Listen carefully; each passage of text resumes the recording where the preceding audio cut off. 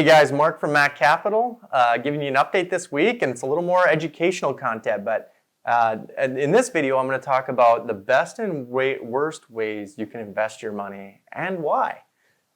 So number one, let's talk about savings accounts.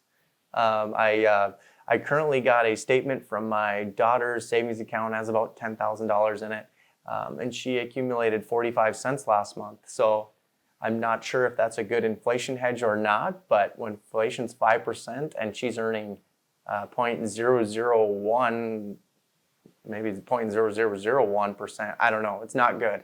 And it's probably the worst place you can put money over time. You're actually losing money due to inflation. So maybe leading into the second one, okay, well, I need to place a lot of money and I want it very, very safe, right? Like we all want that.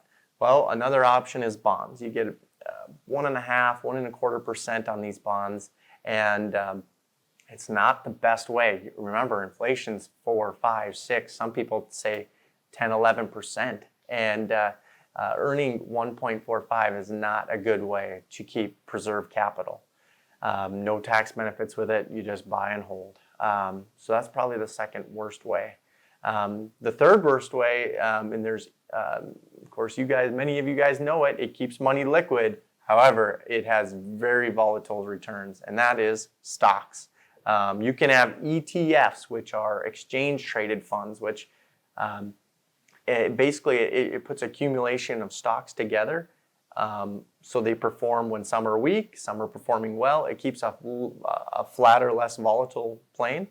However, a lot of these ETFs are still volatile. They still go up and down. It's based on news. It's based on what some CNBC said that day. And I honestly think it's a casino.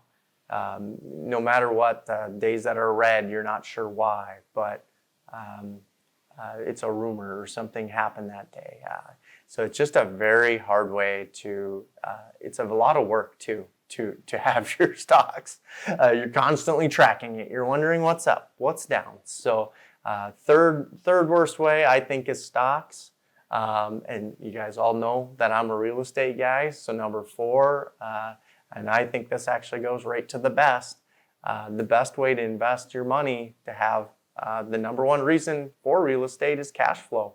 And I'm not even going to mention a 401k in this because that's totally regulated to stocks. I'm not a believer in 401ks. So I'm not even going to mention it in this video, but in the real estate world, we have real assets that appreciate in value over time. Rents constantly move up. They may lay flat for a few years, but they're going to constantly trickle upwards from inflation and appreciation, forcing that.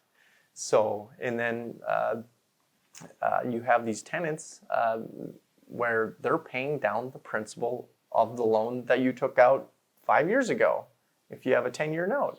So you're constantly hedging inflation with these real assets because you can lock in a loan today at 3%. I've heard sub 3, just over 3.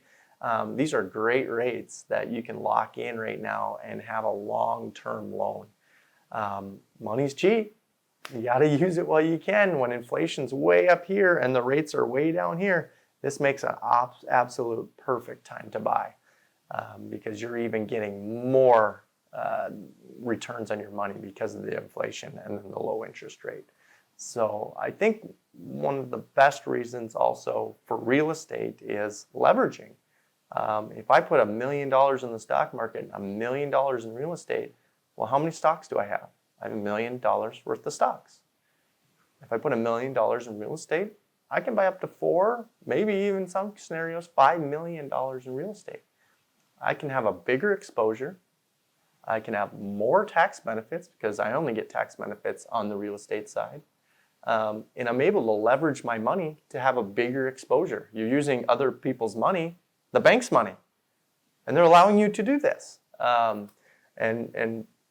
So a big reason why I do real estate. And the final reason, of course, is your tax benefits.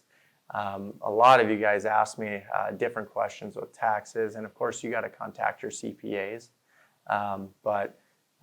Again, real assets, it's an inflation hedge, leveraging your money. You have cash flow while the building's still appreciating, and it just gives you a really nice capital preservation and capital growth. And so anyway, I just wanted to share some of those ideas with you. I hope you find some of those perspectives interesting. I appreciate you guys, and I'll see you in the video next week with a property update. Thanks.